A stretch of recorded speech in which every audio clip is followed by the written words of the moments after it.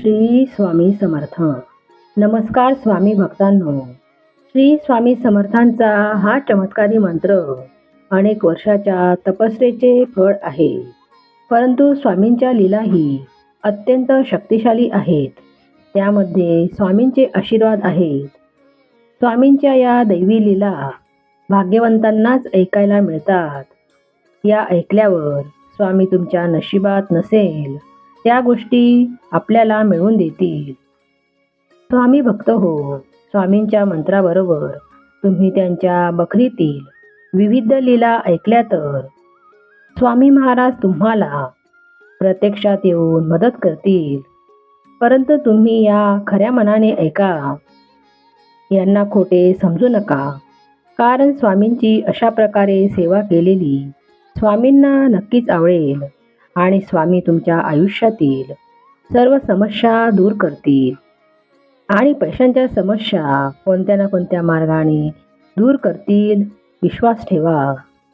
स्वामी भक्तांनो, स्वामींच्या अशा प्रकारच्या लीला आणि मंत्र आपल्याला ऐकायला आवडत असतील तर या भक्तिमय चॅनलला सबस्क्राईब करा आणि व्हिडिओ 5 स्वामी भक्तांना शेअर करा. स्वामी भक्त हो, हा स्वामींचा मंत्र तुम्हाला 108 वेळा किंवा 51 वेळेस ऐकावा लागेल. तुमच्या मनातील ज्या इच्छा आहेत त्या स्वामींना सांगा आणि हा मंत्र शेवटपर्यंत ऐका. स्वामी भक्त हो, स्वामींचा शक्तिशाली मंत्र ऐकण्या अगोदर आपण स्वामींचा दैवी प्रसंग ऐकूनच पुढे जाऊया. हा प्रसंग आपण पूर्ण ऐका. बाळप्पा हवेली गावचे राहणारे. बाळप्पा घरी असता एक दिवस त्यांना पश्चाताप होऊन गुरु करावा म्हणून मुरगोळ गावी गेले. त्यावर चिदंबर दीक्षित म्हणून पूर्वी महान कीर्तिमान सत्पुरुष होऊन गेले. त्यांनी लोकांस पुष्कळ चमत्कार दाखविले. बाळप्पा तेथे काही दिवस राहून गाणगापुरास आले. काही दिवस गाणगापुरास राहिले व गुरुदर्शन व्हावे व त्यांच्याकडून आशीर्वाद मिळावा म्हणून त्यांनी फार कडक सेवा केली. 3 महिने सेवा झाल्यावर त्यांना दृष्टांत झाला की अक्कलकोटात जा. बाळप्पांनी अक्कलकोटची कीर्ती ऐकली होती आणि आज्ञा झाली म्हणून लगेच ते अक्कलकोटास आले. त्या दिवशी श्री स्वामी समर्थ खास बागेत होते. दर्शन घेऊन त्यांच्यासमोर खडीसाखर ठेवली.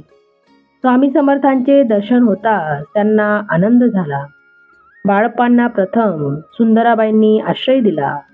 सुंदराबाई मार्फत तो मनोभावे महाराजांची सेवा करू लागला.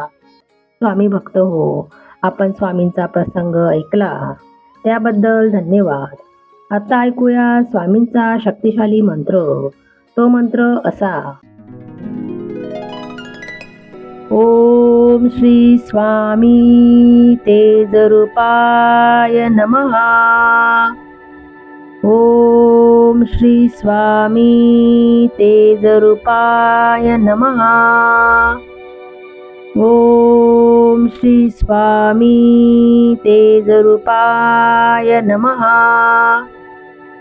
ओम श्री स्वामी तेजरूपाय नमः. ओम श्री स्वामी तेजरूपाय नमः.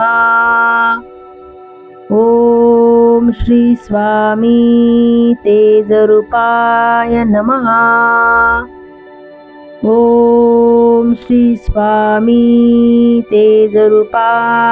नमः. ओम श्री स्वामी तेजरूपाय नमः.